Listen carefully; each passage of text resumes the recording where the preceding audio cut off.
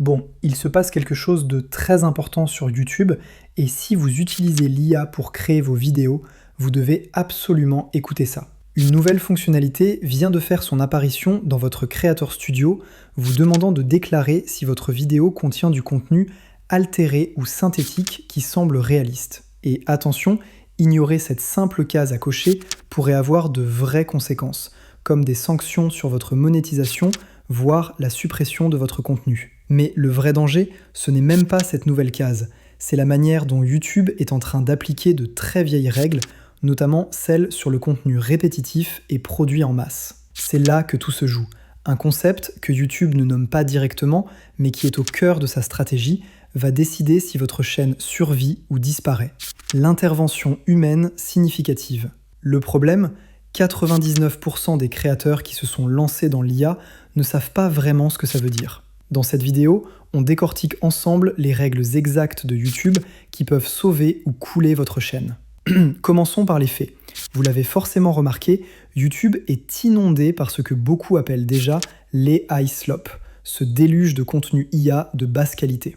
Des chaînes qui balancent des dizaines de vidéos par jour, souvent des listes ou des histoires racontées par une voix robotique sur des images vues et revues, et qui pourtant accumulent des milliards de vues. Cette situation a créé une crise pour tout le monde, pour les spectateurs qui ne savent plus ce qui est vrai de ce qui est faux, pour les annonceurs qui ne veulent pas que leur marque soit associée à du contenu impersonnel ou à de la désinformation, et bien sûr pour les créateurs qui se donnent à fond et qui voient leur travail noyé sous une montagne de vidéos automatisées.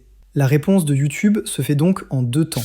D'abord, la transparence obligatoire. Quand vous mettez en ligne une vidéo, YouTube vous pose maintenant la question: est-ce que votre contenu a été modifié ou créé par IA pour paraître réaliste ? Cette mesure vise 3 situations bien précises.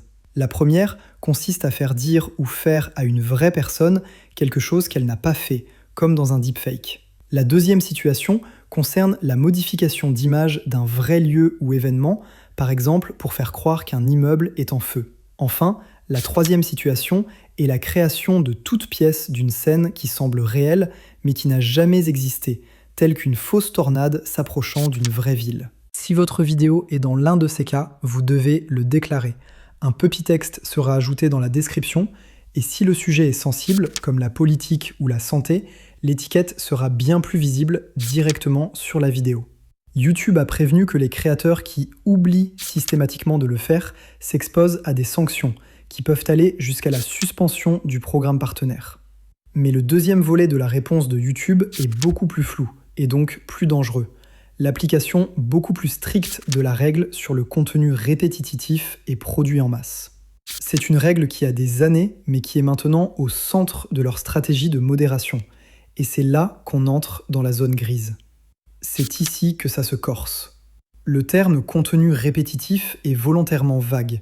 D'après YouTube, c'est du contenu qui semble produit en série pour générer des vues sans réelle valeur éducative ou autre. Pendant des années, ça visait surtout les compilations sans effort ou les diaporamas basiques. Mais aujourd'hui, cette définition s'applique parfaitement aux chaînes 100% IA qui sortent des vidéos à la chaîne sur le même modèle.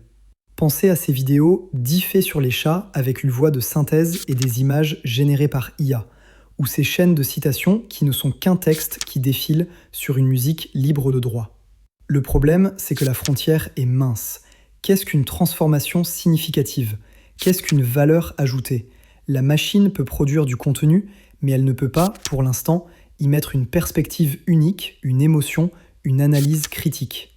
C'est ça que YouTube recherche, l'intervention humaine. Et c'est cette notion qui crée l'inquiétude. Si vous utilisez une IA pour générer le script, c'est interdit. Si vous utilisez une voix de synthèse, votre chaîne risque d'être démonétisée. La réponse officielle de YouTube est non, l'IA comme outil n'est pas banni. Mais dans les faits, des chaînes se font démonétiser du jour au lendemain avec comme seule explication un lien vers cette fameuse règle sur le contenu répétitif. Le risque est énorme. Vous pouvez passer des mois à construire une chaîne, à créer du contenu que vous croyez original et vous faire couper les revenus sans préavis juste parce qu'un algorithme a jugé votre production trop automatisée. C'est tout un modèle économique basé sur l'automatisation qui est en train de vaciller. La peur est palpable sur les forums de créateurs. On voit des questions fuser partout. Est-ce que ma chaîne de gaming sans commentary va être vue comme répétitive? Ou encore, on m'a refusé la monétisation pour contenu répétitif. Qu'est-ce que je peux faire? Cette ambiguïté crée une véritable angoisse. Si vous êtes aussi dans cette zone de flou ou si vous vous inquiétez pour votre chaîne, abonnez-vous. Je vais suivre ce sujet de très près dans les mois qui viennent en analysant les cas concrets pour vous donner les infos les plus claires possibles. Pour ne rater aucune de mes prochaines analyses sur l'évolution de ces règles, abonnez-vous et activez les notifications. Et vous, quelle est votre expérience avec l'IA sur votre chaîne? Partagez vos craintes et vos réussites en commentaire, c'est en échangeant tous ensemble qu'on y verra plus clair. Allez, ciao!